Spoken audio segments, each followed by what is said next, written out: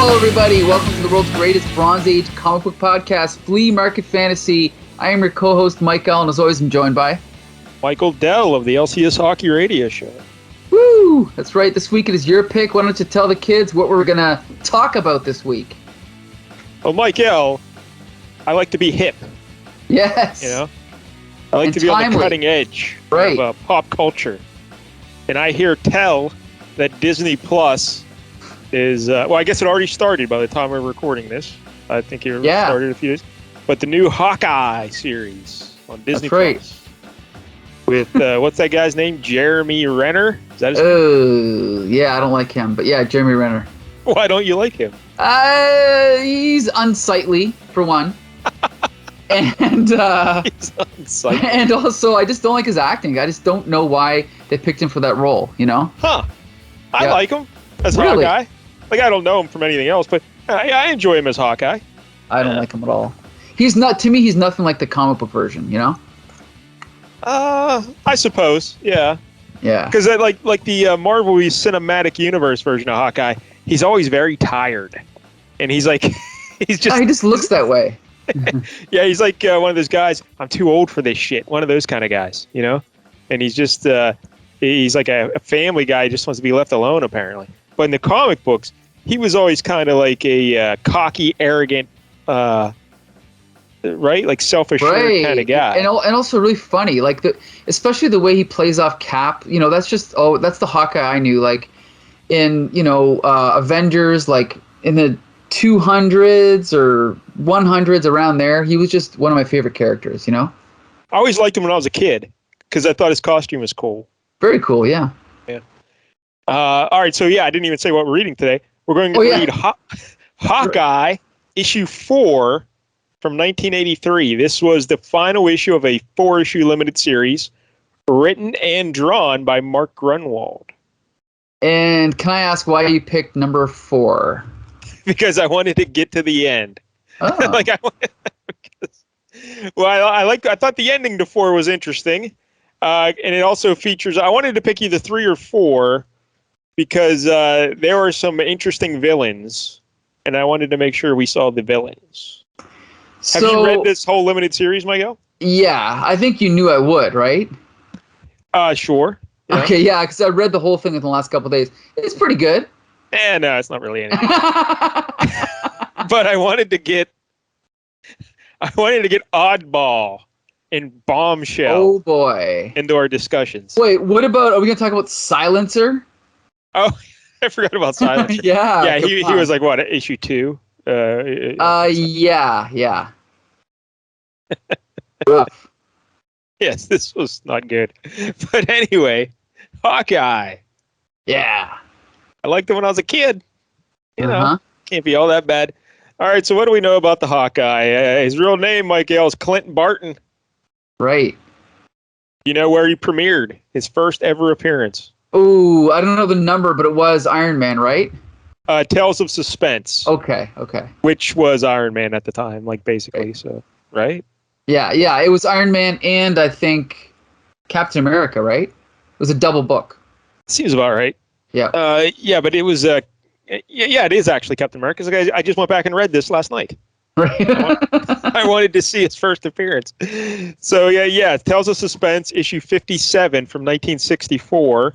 And Hawkeye was created by Stan Lee and Don Heck. Yeah. And good old Clint Barton's parents died in a car accident when he was 6 years old. Oh, that's so sad. Yep. He and his brother Barney then ran away from the orphanage and joined the circus. That was always my lifelong dream, to run away and join the circus. Oh, there's still time. Yeah, just hang out with monkeys. That'd be a good time. So a fella named Trickshot, and then another guy who we've talked about before, Swordsman. Right. They were at that circus, and they took on a young Hawkeye under their wing, and they taught him how to be an ace archer. And he became really good with the bow and arrow. That's right. But sadly, Michael, that Swordsman and Trickshot, they were up to no good. Uh-oh. It tricked him. Yeah, they were stealing some money and stuff. Uh-oh. And Hawkeye tried to, I think, stop them, and they beat him bloody. They just beat him senseless and went on their way. But then Hawkeye he saw Iron Man one time fighting crime, and he says, "Oh, I want to be a hero like that Iron Man." So he tried his hand at being a superhero, but apparently things went awry, and he got blamed for trying to rob something or to steal something, and so like the law saw him as a criminal, and then he hooked up with that Black Widow, you know her, right? Of course. And back then, this was like they would call her Lady Natasha, and she had black hair. Right. Yes. And Wait, did she always have red hair? No, she had black originally, unless she was wearing wigs or whatever. But yeah, she had black hair, and she had a little mask, and she was wearing like almost like a Black Canary kind of outfit. Mm-hmm.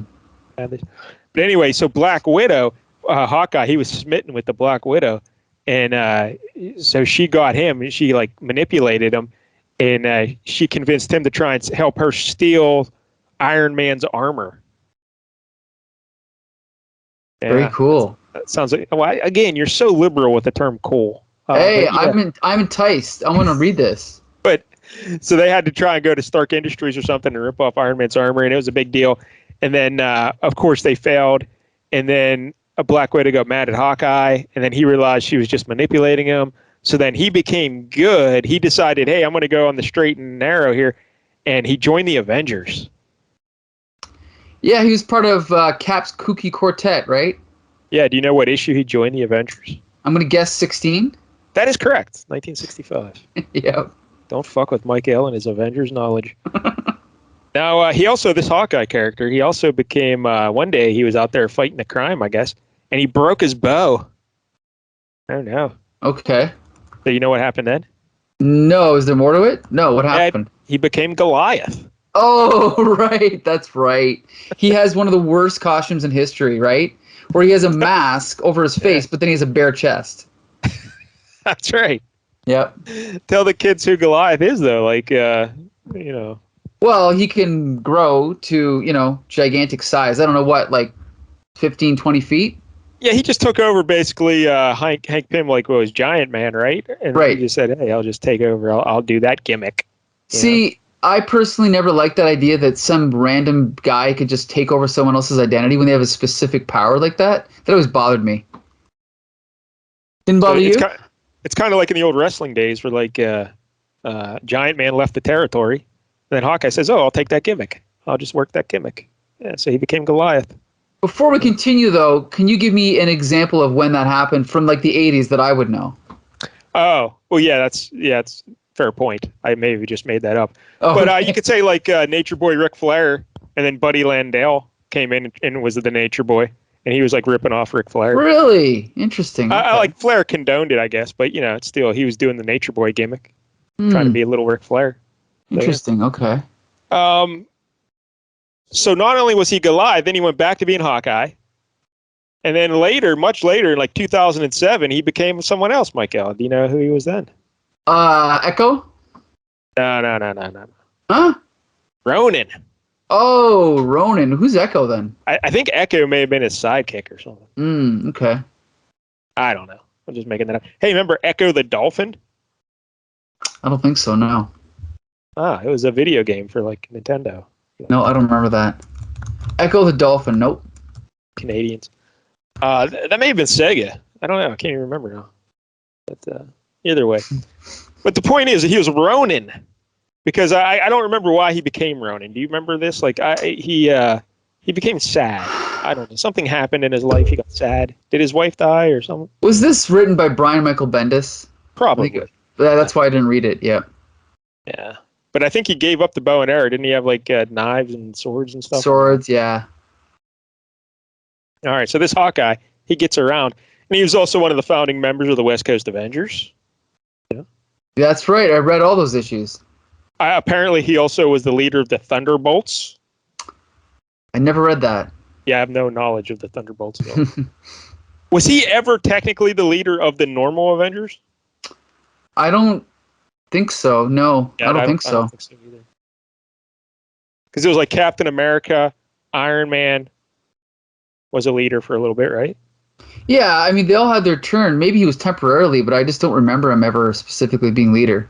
I remember Wasp having a long run as well. Oh, yeah. Like in the 200s, yep. But yeah, he did lead the West Coast Avengers. So there you go. There's the Hawkeye. Anything else you'd like to say about the Hawkeye? No, only that, like I said, I read. Oh, did you mention his Avengers, solo Avengers? I did not. I almost, because I wanted a Hawkeye issue. So I was going to pick either a solo Avengers, or then I remembered the limited series. I'm like, oh, well, let's go back to the limited series. But yeah, solo Avengers, that was in like the late 80s, right? And each issue would be one Hawkeye story, and then one story with another Avenger. Right. And I can just say that there was one storyline written by Steve Gerber, our pal. It was really good, and I just reread it again like this summer, and it was definitely enjoyable. Yep. That's good. What was it about? I don't remember. It was so great. Oh, I think he fought like a gang. Yeah, I think he got mixed up like fighting off like a street gang or something. But it was really good though. All right. Yeah. Hey, the Hawkeye. He had a great series though in like the 2010s, somewhere in there, right? The 14, 15, 16. Oh, you mean by what's his name? Matt Fraction is excellent. Yes. Yes, but the artist was that David Aja or yeah. Yeah. Really good. However you pronounce it. Tremendous. Yep. Just spectacular art. Loved it. I agree. All right. Next up, we should talk about Mockingbird because she's in here. Sure. Now, I wasn't aware of Mockingbird's history. It's pretty weird. Like, are you aware how convoluted it is? Yeah, it's more convoluted than I realized, for sure. Yeah, her first appearance as Dr. Barbara Morse was actually in Astonishing Tales issue 6, 1971. And she was tied in with Kazar for many years. Really? Okay, I kind of found that out this issue, but I didn't know how long it lasted. Well, like 3-4 years probably. Okay. But then she was involved with Man-Thing for a little bit because she was down. Because remember Man-Thing, the superior swamp creature. You say. But his deal was it was the same origin as Swamp Thing, really, when you think about it. Originally, they were working on a secret serum. But I guess Man-Thing, they were working on like a super soldier serum, right? And Hydra came in and like, or AIM or one of those groups came in and caused him to, like, you know, fall in a swamp or whatever the fuck happened. But anyway, the point is this Barbara Morse then later on, she was working on the same program. I think it was called Project Gladiator, where they're researching the super serum. And then she and her and Man-Thing had like an adventure together. Because it was like the same kind of deal. Okay. So yeah, but if you ask me, hey, how did Mockingbird get started? I was like, oh, with Hawkeye and the West Coast Avengers. Right. I had no idea she was with Kazar and Man-Thing. Right. So by the time, like when she started on Kazar, I think it was a little iffy whether she was a secret agent or anything at first. She was just a doctor. But when she was doing Man-Thing, it was established she was a S.H.I.E.L.D. agent and doctor. And then she had a little adventure on her own where she became a costumed hero. And that was in, where was that? Marvel Super Action issue 1, 1976. Okay. And her name there was the Huntress. Yes. I found that out today, too. That was mentioned in one of these issues. Yeah, but I had no idea that ever happened. Strange. Some wild, wild stuff. So yeah, when you talk about who's the creator of Mockingbird, it gets kind of weird because, you know, the original creators didn't really create Mockingbird. They created some lady named Barbara Morse. But the person who really made her into Mockingbird would be Mark Gruenwald, and Stephen Grant also helped out. Okay. And so her first appearance as Mockingbird was in Marvel Team Up issue 95 from 1980. Which I've read and reviewed on Here Comes the Spider-Cast. Wow, look at you. Yep. Oh, and I just realized, sorry, one thing. When you said Marvel Super Action, I thought you meant the Avengers reprint series, but you mean the magazine. Yes, it was a black and white magazine. Right. Okay. Interesting. So after she was in that Marvel Team-Up thing, at the end of that, doesn't she get beaten to a pulp? Like someone... I think so. I can't remember, though. Yeah, I think she was investigating like some shenanigans going on at S.H.I.E.L.D., like trying to ferret out some corrupt agents or whatever. And then at the end of the deal, she gets beat up real bad, and it almost looks like she's dead, but she survives. So we don't see her again until this miniseries, this limited series in 1983. Interesting. Yeah, so she's gone for 3 years there. And now, of course, she's known as Bobby Morse. Right. Not so much to Barbara. And she would, with Hawkeye, she had become a founding member of the West Coast Avengers. And, hey, she eventually got a mix of that super soldier serum and Fury's Infinity formula. So she got some superpowers. Cool. Did that have to do with birds?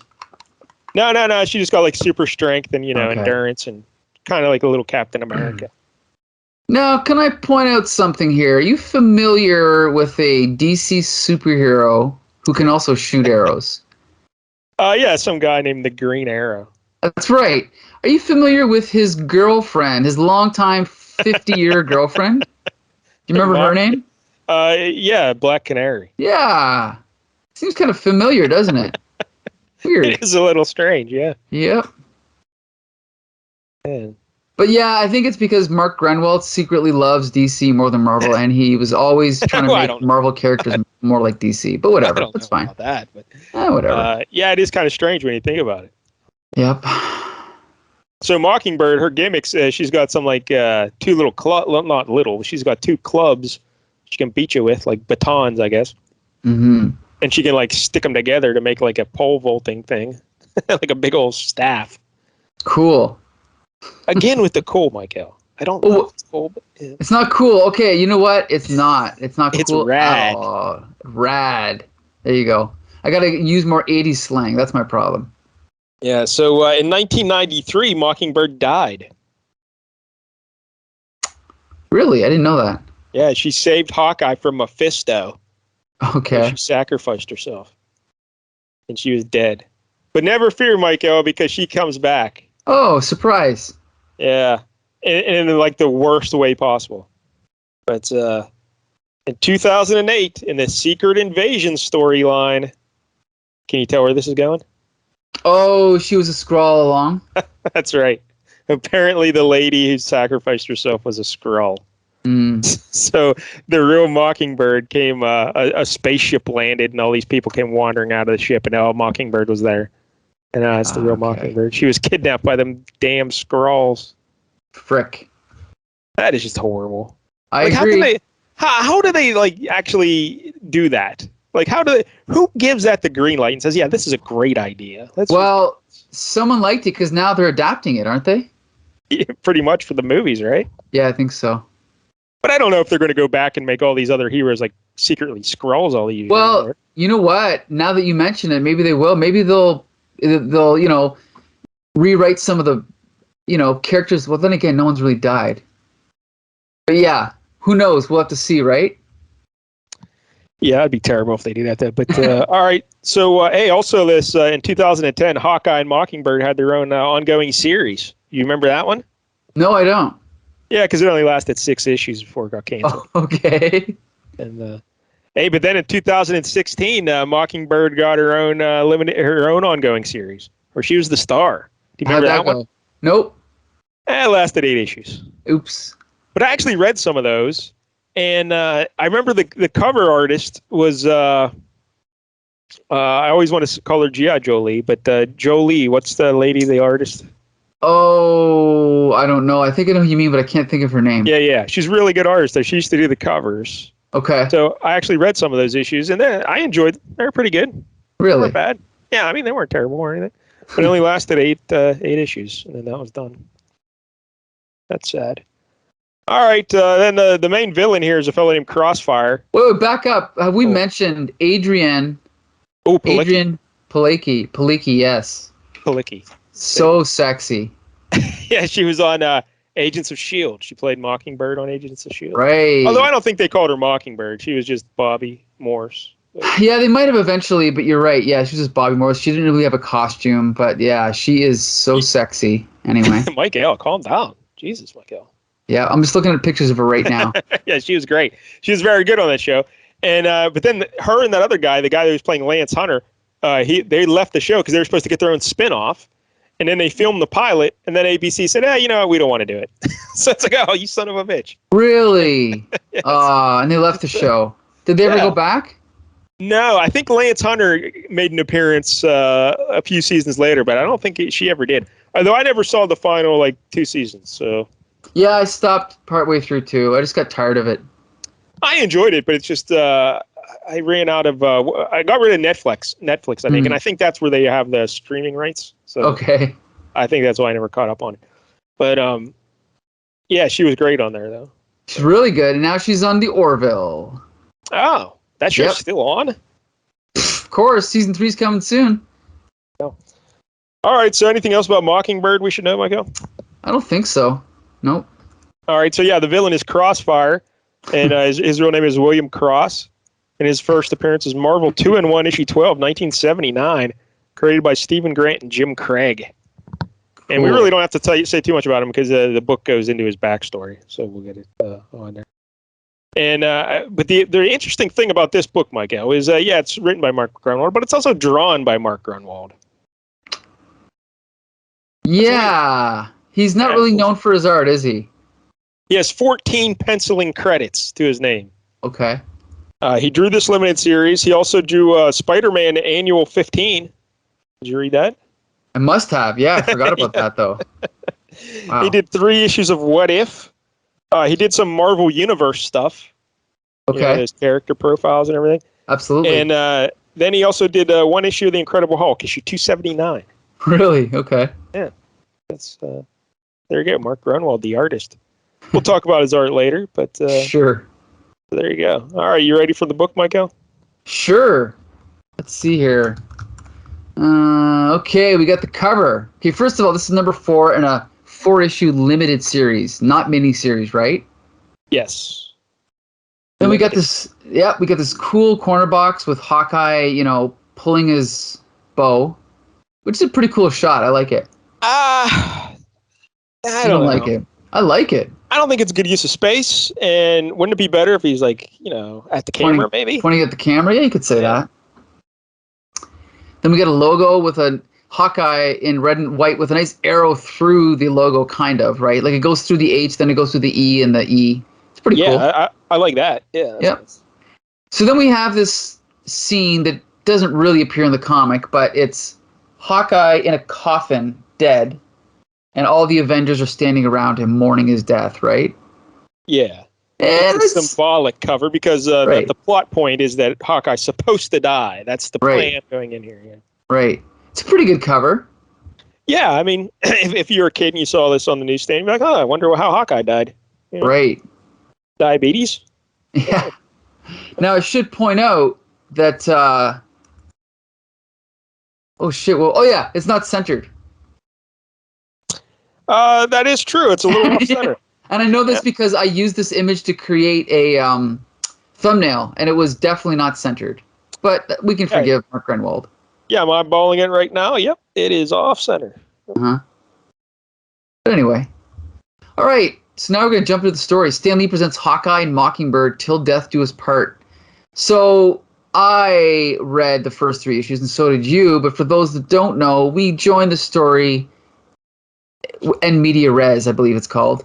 And Hawkeye and Mockingbird. Well, before we get into what's happening right now, Michael, and maybe start at the very beginning. Give people a quick recap of what happened at the beginning of the limited series. The whole story? Okay, so my faulty memory. Let's see. Hawkeye keeps getting attacked by people. Well, basically, Hawkeye takes a job as security at some place called like Cross Industries, right? Mm-hmm. I think that's what it's Cross something Industries something. I think so. Yeah.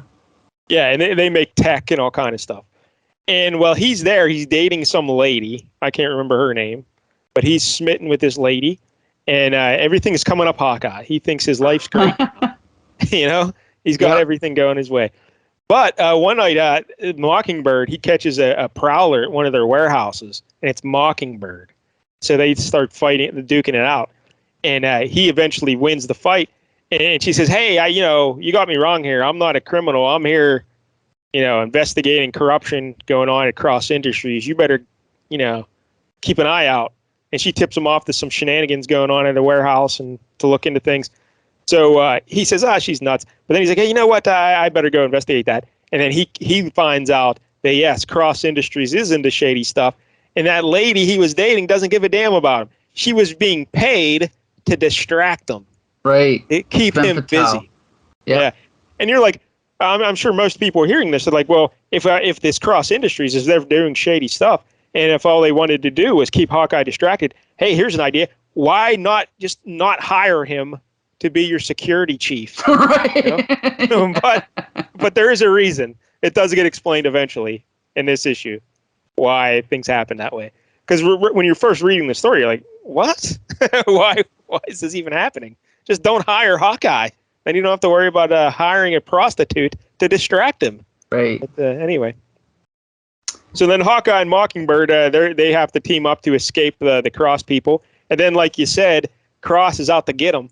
So they send somebody, your buddy the Silencer, after him in issue 2, I think, to try and kill him. Right, right. Would you like to explain who the Silencer is? Oh, he has a pretty freaking cool power. He can basically, at first, he's like shooting at Hawkeye, and Hawkeye's like, oh, this guy must have a silencer on him, like a silencer gun. But no, he realizes that this guy has like a power or a costume that cancels out sound all around him. So even if you go out, if you were to punch him, it wouldn't make a sound, which I think is a very unique power. I don't think I've ever heard of that before. Yeah, it is pretty cool. And I guess the bonus here is that it helps him sneak up on people. Right. I'd like to see that depicted in a movie. What do you think?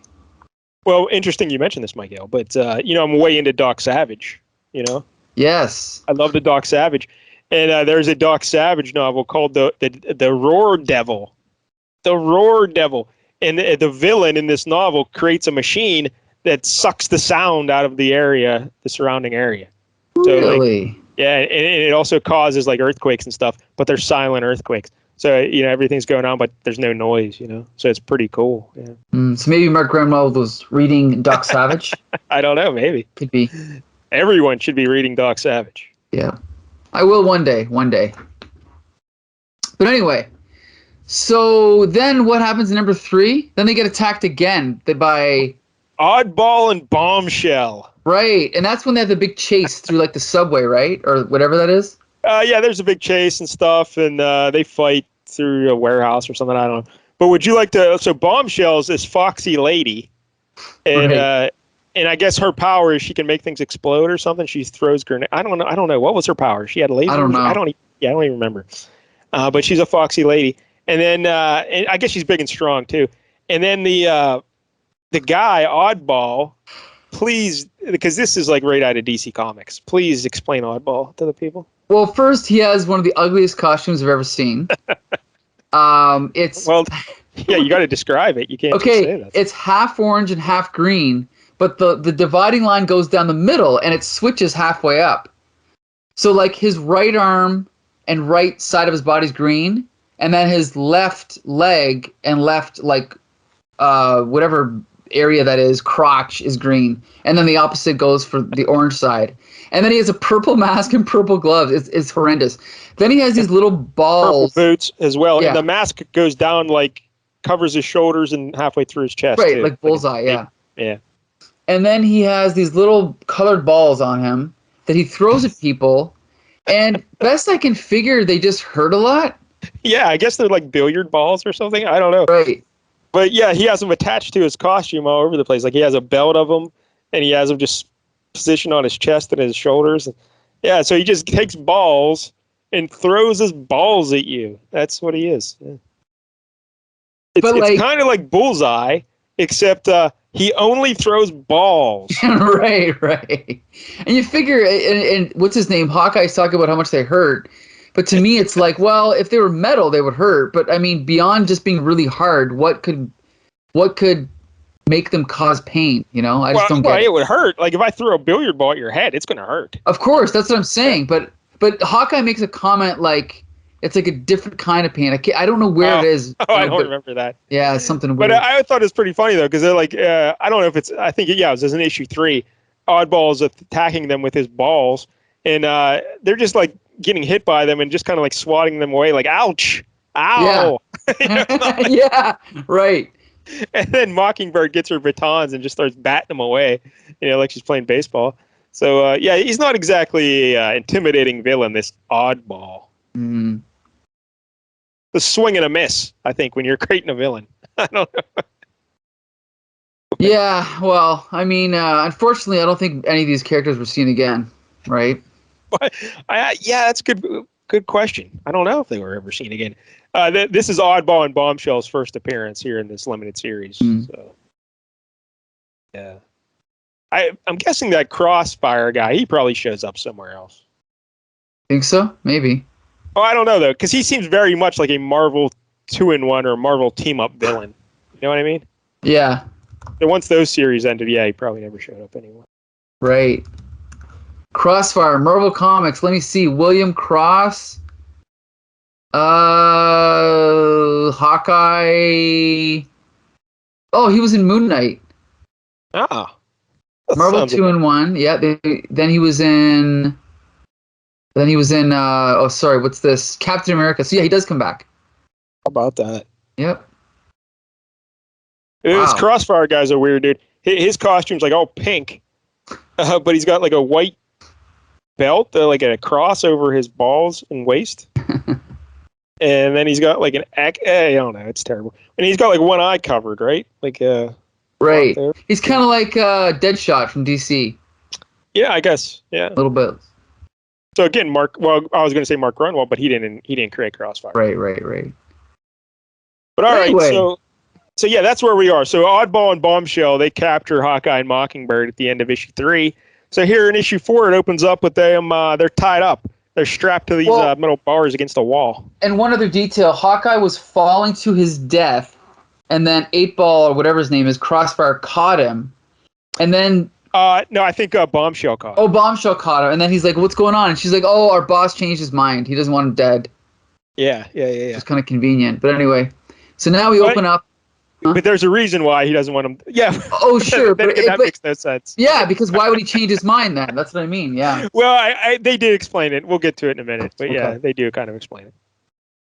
So anyway, so then so they're tied up. Well, they're locked up with these metal things, and basically Hawkeye is unconscious, which gives him a perfect time to flashback to the previous issue and explain everything we just told you, right?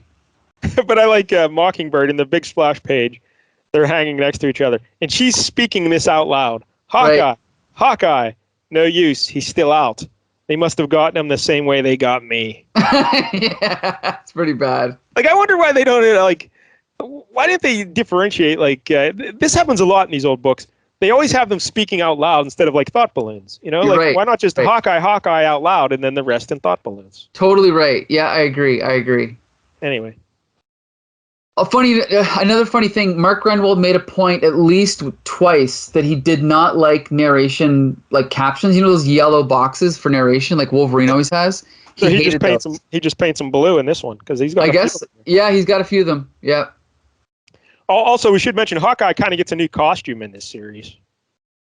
A little different. What's different about it? The color, it's more blue. Really? There's less purple, I think. If you're talking about his old school costume, it's less purple. It seems to be more blue.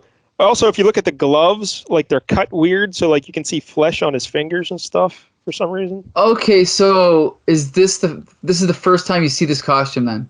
I think so, yeah. But this is the one he had in West Coast Avengers, isn't it? Oh yeah, probably. But in terms of his old school Avengers costume, this is different. Ah, okay. Subtle. Okay. So anyway, then he flashes back, and he brings us up to speed. And then, of course, we get these classic DC-style nicknames. So then Mockingbird's talking to him. She's like, hey, Hockey, you decided to nod in. Good. I was getting tired of hanging out with no one to talk to. So then they figure out where they are, and they're trying to figure out what's going on. And they see all these coffins, right? They don't know what's going on. And Mockingbird again. I was tussling with some strange chickie who shot explosives from her wrists. I assume she got you too. Just funny. And then of course the master.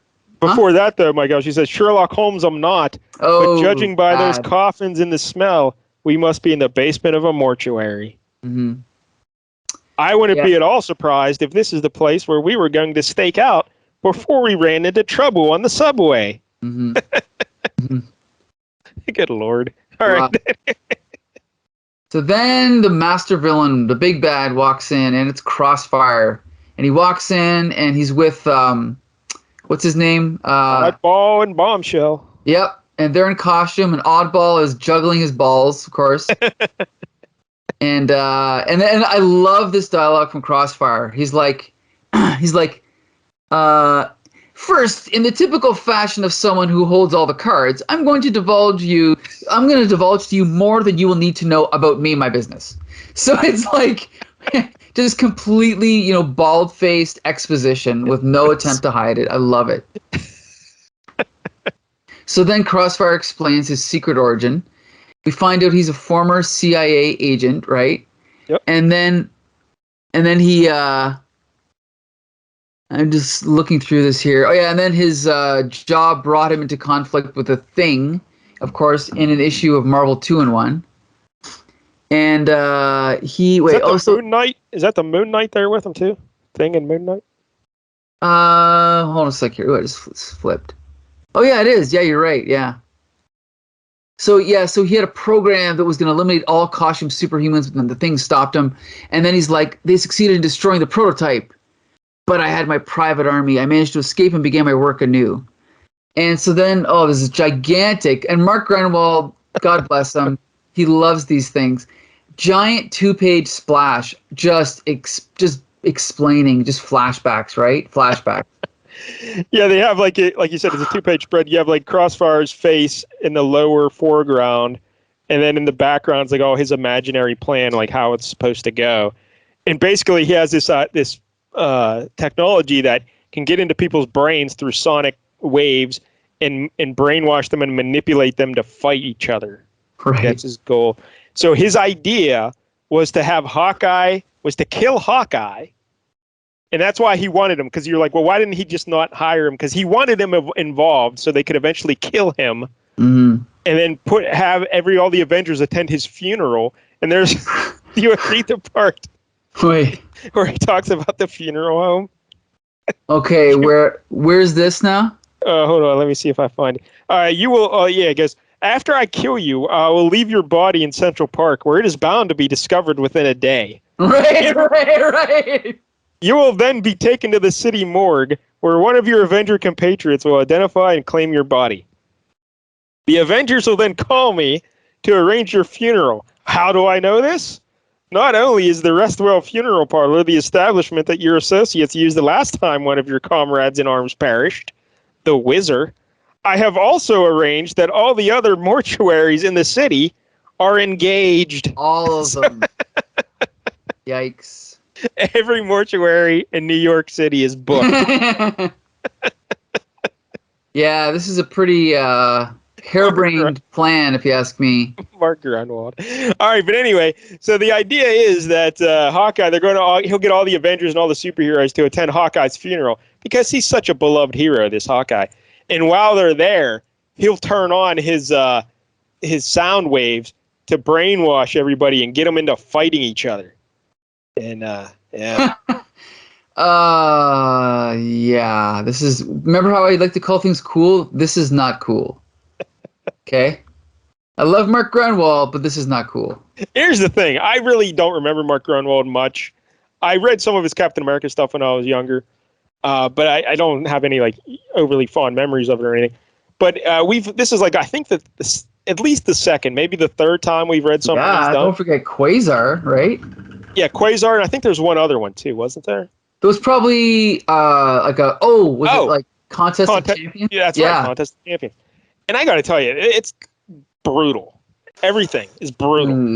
I don't know, Here's the thing: Mark Gruenwald loves Marvel. He loves continuity. He loves superheroes. He's good for attention to detail. Not necessarily like sometimes his stories are great. But then, as we'll find out in this issue, it's like he has really good ideas for stories, but then he sabotages them. Like he has to explain them. He has to overly explain all his ideas. That's one huge problem. Yes, definitely. It's like he's a good. It's like he knows how to mimic Marvel comics, but he could never be like a novelist or a screenwriter. He's not a great writer. But anyway. There's another. There's so many awful quotes, but anyway, so yeah, the idea is to get all these heroes to fight each other to their death. And he said, but there will only be some certain like strong ones will survive, and but they'll be so torn up at what they've done, they'll be useless anyway. So like they show like Thor and Vision and they survived, but everyone else is dead. Yeah, that's his plan. But that explains why why he hired Hawkeye, because he wanted him to be dead. But at the end of issue 3, why Bombshell caught him was because he explains that coming up now, because he wanted to test his equipment. He wanted to have Mockingbird fight Hawkeye, so that's what he does now. But I like, there's a line here where he says, I would think it was like, Hawkeye's like, why me? You know, why am I the getting the honor here to be the bait in your trap? I would think it was obvious, Hawkeye. You are the weakest, most vulnerable known costume crime fighter in town. The weakest, huh? Well, if I'm so weak, why haven't you aced me already? All in good time, Archer. Yeah, so I like this. You know, I like it. You know, it's kind of psychological, playing with Hawkeye, being self-conscious about having no powers, right? So yeah, I like the plan. Like the plan's interesting. You know, it's just like the way it's handled in terms of the dialogue and explaining everything. And oh my goodness, it's terrible. Yeah. So then they unhook Hawkeye and Mockingbird, and they drag them through the what is this, mortuary? Mortuary, yeah. Mortuary. What's a mortuary? Nothing. I don't even know what that is. Similar, maybe in Canada. Yeah. Same thing. And they lock them into this. What is this? It's just like a room. But hey, we can't miss that the Oddball's also clever. He has the quips. You know? Oh, you mean the puns? Yeah, so when they're dragging them out, he says, now we're going to have to lug you all the way. Pardon me for saying so, but you two are a real drag. Wah, wah, wah. Yep. Bad. Anyway, so then they throw them in this little room and they lock it up. And then and then we cut over to Crossfire. And then they're like, okay, let's start the plan. Okay, so now what he's going to do is he's going to use his doohickey to mind control these two to kill each other. Yeah, he wants to test the equipment, make sure everything's working. Right. And so... but while they're locked in the room, he's in his control center, and he's talking to them over speakers. And he says, at one point, he says, hey, second, the ultrasound speakers of the Undertaker machinery are well protected against accidental or intentional damage. I doubt you'll even be able to determine where it is. Yeah, like, why even put that in there? Yeah. He has to explain it in case anyone can think of a way that, why don't they just break the speakers? Right. So, and then it's, of course, they have Hawkeye and... Oh, so we should point out that Mockingbird's kind of been, flirting with Hawkeye, but Hawkeye's not really been reciprocating, right? Yeah, because Hawkeye just got out of a relationship with a lady he loved who turned out to be a hooker. He was just paid to have the sex with him. Right. He's like, oh, man. Yeah. So then Hawkeye's like, they're getting closer and closer. They're kind of like, trying to figure out what they're going to do. And then he's like, I've actually, he's like, I really don't want to hurt you. In the last couple of days, I've actually started liking you. And she's like, then shut up and kiss me.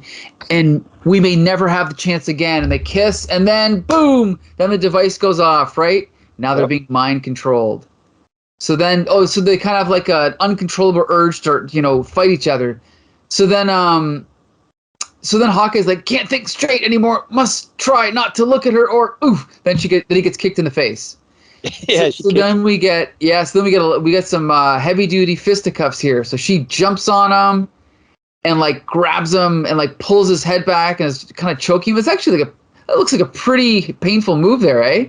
She's got like her knee in his back. Yeah. It's pretty rough. And now this is before Mockingbird got the super soldier serum and all that. So she's just a normal lady here. Right. But she's well-trained fighter as a member of S.H.I.E.L.D. Yeah. So it's not like she's totally overpowered. Like if it was Hawkeye against later Mockingbird, well, that's not a fair fight. Right. But they're two normal people here. Right.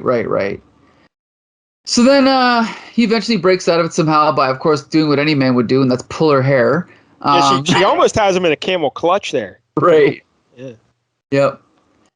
And then this is a weird scene. He instinctively grabs for his bow and arrow, which he doesn't have. So strange. I guess Yeah, because they show him. I guess he's not in control of his mind, but yeah, just instinctively, muscle memory. He goes through the process of drawing back his bow, and it's like, Hawkeye, you don't have anything, buddy. Right. And then Mockingbird jumps in the air and like lands on like his chin, and it looks really painful. And then the next page, like punch, and then he kicks her in the stomach, and then she flips him over. That's a pretty good shot. She flips him over and then jumps in the air and is about to land on his face. She's going to do Finn Balor's coup de grace. Finn Balor, Michael? Do you know? Nope. Well, he gets his finishing move. He gets up on the top rope and he jumps off and stomps you right on your belly or chest. Really? Yeah. Jeez, sounds painful. I know. But Hawkeye stops her at the last minute, right? Puts both hands up and stops her, and then tosses her in the air, and she smashes against the wall.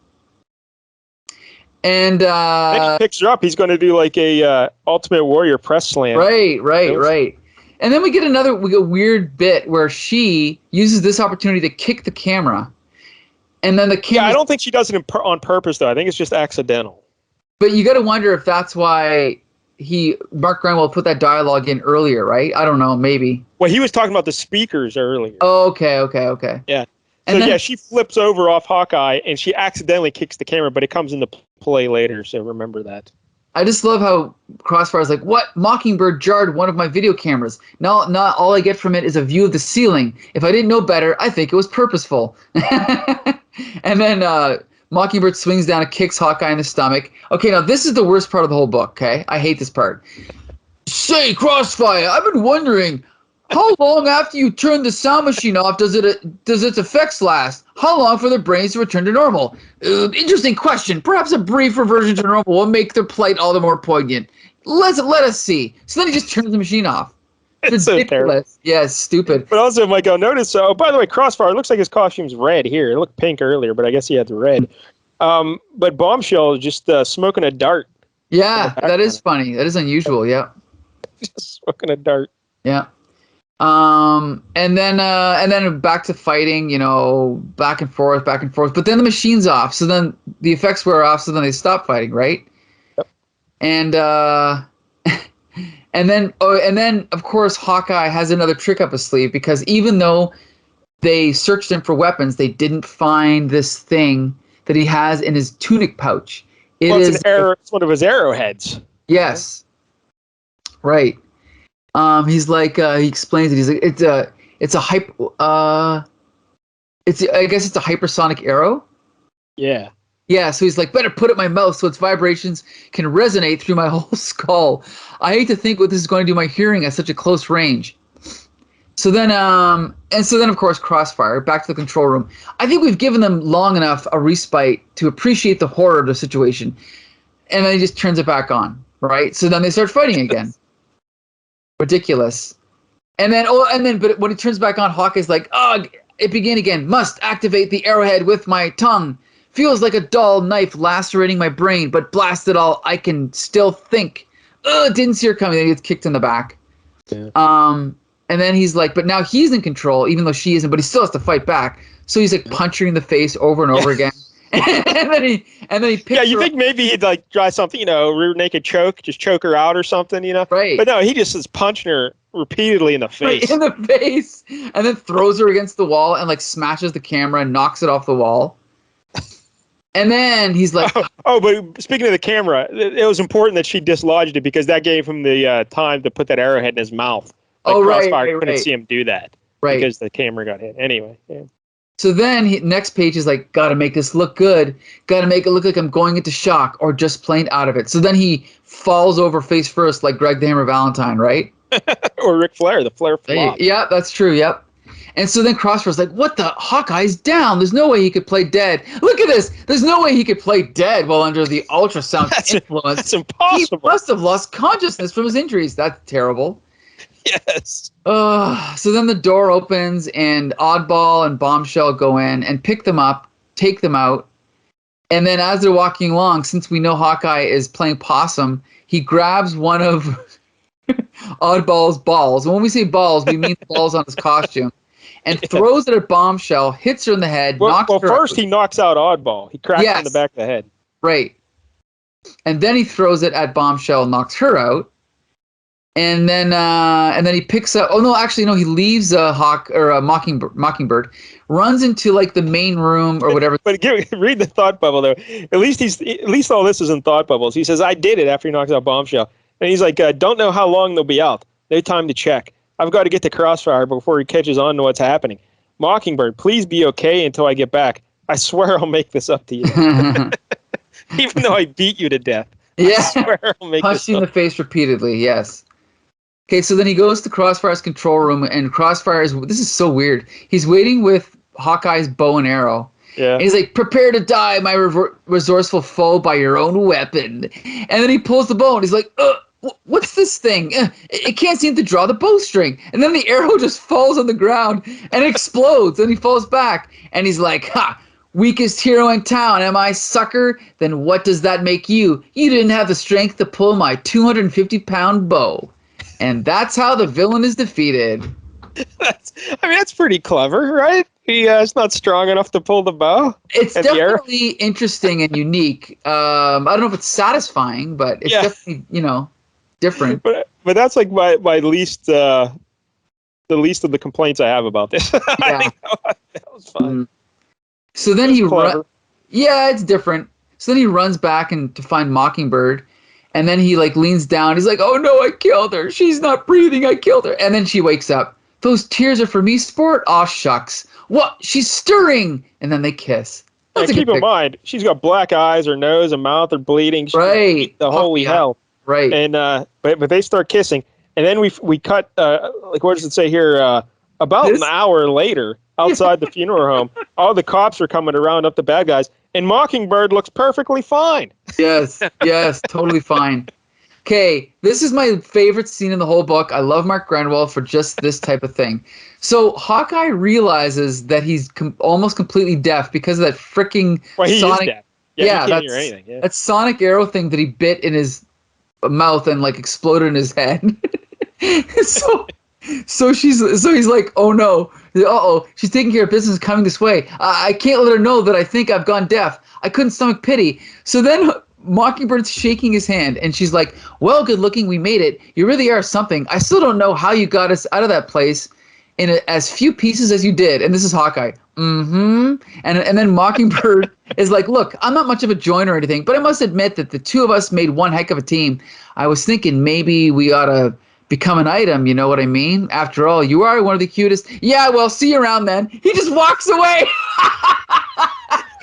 Yeah, he can't tell what she's saying. Right. It's like I can't let this beautiful lady who I'm in love with know that I'm deaf. What the hell? I got to get out of here. Yeah. And so he walks away. But now this is where this is kind of a funny scene, but then Mark Gruenwald kind of ruins it. But because he's walking away and he's like, "Oh, well, probably wasn't saying anything important anyway." Then it says, and then an epilogue. Now, again, okay, so now all of a sudden we find out that they're Mockingbird and Hawkeye are in a hot tub together, but they completely over-explain everything that happened in between. So it's like, "You're really impossible, you know that. Your stupid masculine pride nearly wrecked the greatest relationship this blasted planet is ever going to see before it had a chance to get going. If I hadn't run after you and forced you to explain to me the reason for your asinine behavior, we wouldn't be here today." It's pretty bad. Yeah. And it only gets worse from there. Yeah, should I keep reading? "You owe me, pal. Sure, you saved my life, but what I'm going to do to your life is more than just a one-shot deal. I'm not just talking about helping you get a hearing aid or the blood test or the license or even arranging for a quaint little cottage in the woods." And then she's like, "I'm talking about the rest of your life and the difference having me around is going to make in it. Maybe eloping was my idea, but I'm going to see to it that for the rest of your life you believe that it was the best idea you didn't quite hear." And then Hawkeye says, "I hear you, Mrs. Hawkeye. I hear you." The beginning. Yeah, and they're naked in a heart-shaped bathtub. Right. They're enjoying champagne and bubbles everywhere. So there you go. They got married. Yep. Happily ever after, right? That's so ridiculous, though. like the deaf part. I was like, yeah, just say, hey, I can't hear. Yeah, I know. Like, it is funny though. It is funny. It's like a George Costanza type thing to do, but it was just ruined by the way she explained it. Because it would have been like a much better thing. Like, I can't hear, and then like she's like, oh, she's taking care of her or whatever. No, it's just anyway. Mark Gruenwald. Mark Gruenwald. See, now you know why I love him, right? Wow. Yeah, exactly. So much. So many good, terrible moments. This book is like one of the terrible movies we watch on the LCS Hockey Show. It's so bad, it's good. It's okay. I don't know. I have mixed feelings. All right, well, let's talk about his art. Because sure. Here's the thing about the Mark Gruenwald. This is perfectly professional comic book art. Right. Like this is like perfectly fine. Nothing. It's not terrible. Right. Like we've seen much worse art than this. Some of the books we've done. Well, that's the thing. It's passion. Like, he loves what he's doing. He's just not a great artist. Like, he's trying hard, but he's just not a great artist. Well, like, this is perfectly serviceable. But it's not exciting or dynamic, or there's never a sense of movement or energy. It's just kind of flat and stale, and there's nothing exciting or innovative about the art at all. But it's perfect. Like, if you drew this, you'd be, oh, yeah, I'm a professional comic book artist. Yeah, he's just not, he just needed more experience and training.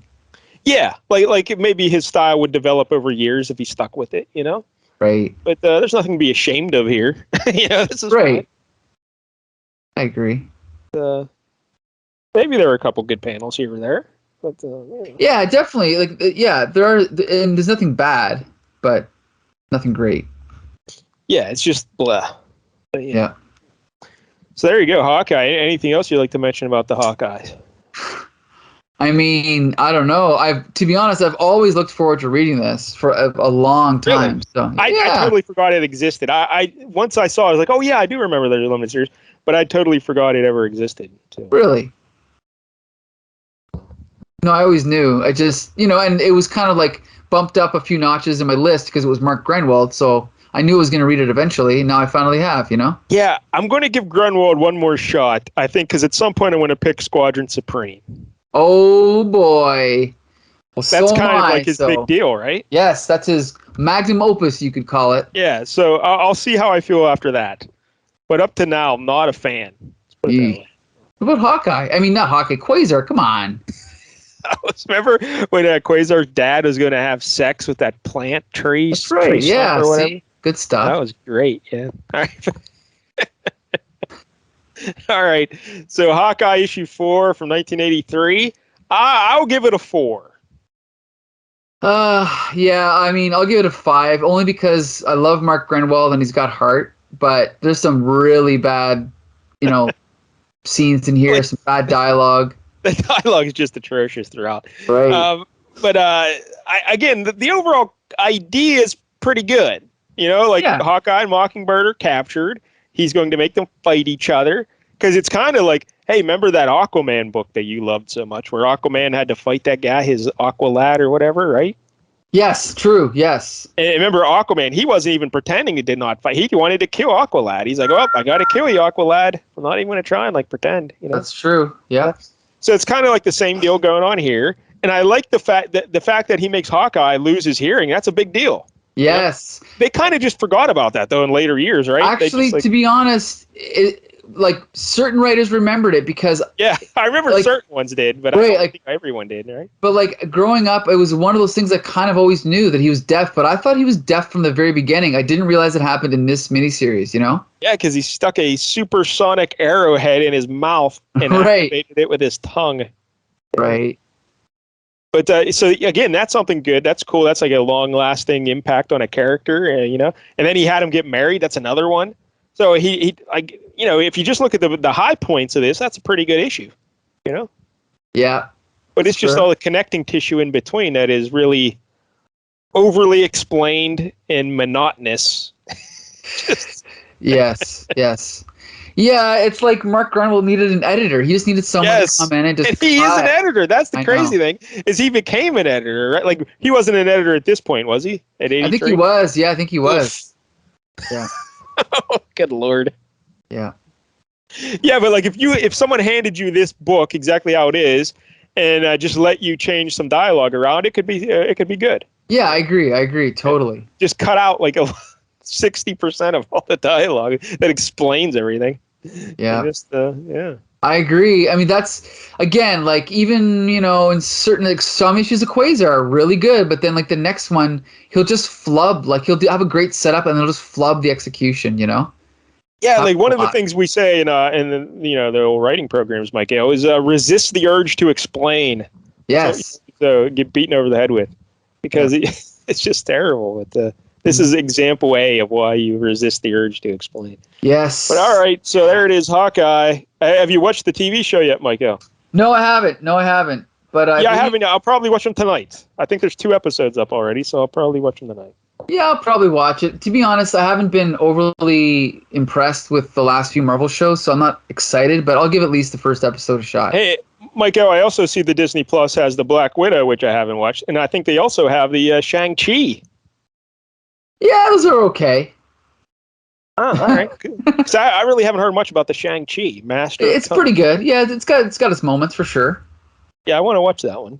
Okay. Did they make it like? Because remember, we did a Master of Kung Fu issue, and it was kind of like a spy thriller. Not really. A little bit. You'll see. Okay. All right. Yeah. Fair enough. All right, Michael. So next month, it's December. Usually that means you will. I think the next issue or the next episode of this will come out in December, right? Yeah, the next episode will run in December, but I decided, I was going to do 2 Christmas picks, but this year I'm only going to do 1. Well, I was going to say that, the bad news is we get Christmas picks. The good news is no more Christmas with the superheroes. We've done them all, right? Yeah, this is true, but that doesn't mean there's not other DC Christmas stories, so don't speak too soon. But for this week, right before the show, Michael was calling an audible. He said, I changed up my pick. So yes. You went away from a Christmas story to pick a normal story. Is that what happened? A normal story. Are you ready for what it is? Yes. What is that? Is there a train coming, Michael? Space, the final frontier. Wow. Star Trek? Yeah! Why Star Trek, Michael? Why not? Voyages of the Starship Enterprise. Now, I don't even know what company was this. DC who makes Star Trek? Of course. I mean, there was a Gold Key, there was a Marvel, but this is the DC version of Star Trek. This is the 2nd volume, Star Trek #1, written by Peter David. What year is this? This is 1989, but I'll be sending you the link. But yeah, 1989. I don't like you cutting in like right under the deadline there, 89. I'd rather, let's get 70s, early 80s. Rules. I mean, as long as the rules are there, I can, fall within the rules wherever I like. Who's the artist? A guy named James W. Fry. Don't know him. Yeah. Well, you will after this. Now, this Star Trek, I guess, it has to be Kirk and Spock, right? Next Gen wasn't even around in 89. Actually, no. Yes, yeah. Next Gen started in 87. Really? Yeah, 87. I was thinking that like 90, 91, nope. 92. So, Next Gen, what they did was DC had their first volume up to like number 55 or whatever. Then there was like the contract ended, and like a year or 2 went by, and then they started again with a new #1. And the same time, they did a Star Trek Next Generation monthly series as well. So, but this one we're reading is Kirk and Spock? Yeah, Kirk and Spock, yep. Because Michael, both of them, James T. Kirk and Spock, were both murderers on Columbo. Oh, really? I love Columbo. Yeah, Shatner was on 2 episodes, and Nimoy was on 1. Really? Interesting. I checked that out. Are there any Columbo comic books, Michael? I got a feeling that there isn't, no. But I can look it up quickly right now. Because if there is, you know what we're reading next time I get a pick. I'm looking it up, and I see a comic strip, but it's probably like a joke strip.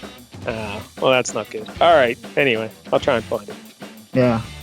All right. All right, so Star Trek issue 1 from 1989, written by Peter David. That's what we're check it out. All you listeners out there, be sure to read along so you can join us for next week's discussion. So every episode of Flea Market Fantasy can be found on the Comic Book Syndicate Stitcher account, Apple Podcasts. What's the other one? I do this every week and I forget. Stitcher, Spotify. There you go, Spotify. And also on the Comic Book Syndicate Twitter feed, YouTube channel, Facebook page, and Comic Book Syndicate website. Each week we pick a different Bronze Age comic. 1 week I pick, 1 week Mike Dell picks. So until next Tuesday, disperse!